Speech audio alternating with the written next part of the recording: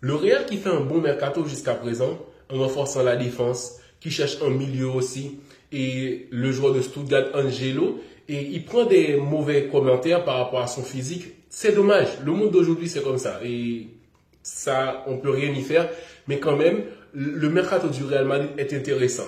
Mais ma préoccupation est plutôt sur le rôle des joueurs. Oui, parce que il y a Vinicius, Mbappé et Bellingham. Ces trois joueurs-là sont importants pour un nouveau système. Parce que le Real est en reconstruction. Sûrement, il y aura un nouveau système de jeu qui ne sera pas basé sur l'individualité.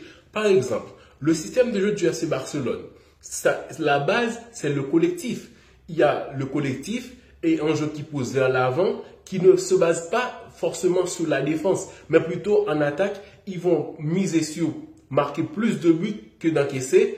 Donc, il y a l'individualité de Lamine Yamal, de Rafinha, de Pedri qui booste un peu plus l'équipe qui est déjà basée sur le collectif. Donc, un système de jeu bien placé. Il y a le hors-jeu pour la défense, le milieu bien récupérateur et au centre du terrain. Et il y a aussi ce pressing vers l'avant. Donc, une équipe qui a déjà son système de jeu bien établi.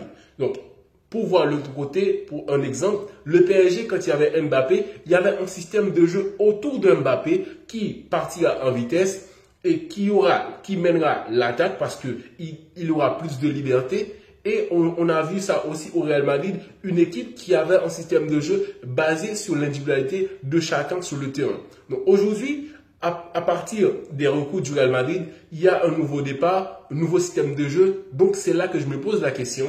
Est-ce que Xabi Alonso aura la liberté de faire ses choix, de désigner chacun leur rôle sur le terrain? Bellingham, par exemple, c'est un joueur qui aime l'explosivité, qui aime le chaos pour avoir une brèche dans la défense pour marquer. Parce qu'il aime ça, il aime marquer des buts.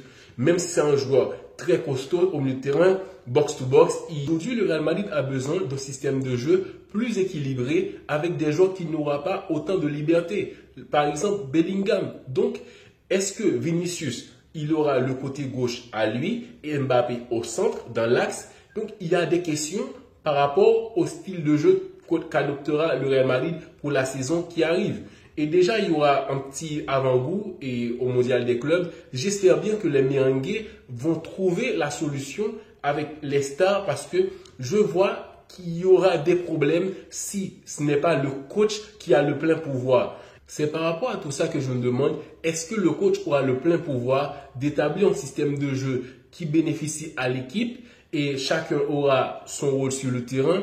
Et parce qu'on a l'impression que Vinicius et Mbappé, ils ne sont pas compatibles. Est-ce que le coach, avec le système de jeu qu'il mettra en marche pour jouer la saison qui arrive, est-ce que ces joueurs-là arriveront à se connecter? Et Bellingham, est-ce qu'il ne va pas se fâcher avec un rôle bien établi sur le terrain qu'il doit respecter parce qu'il faut avoir un équilibre sur le terrain?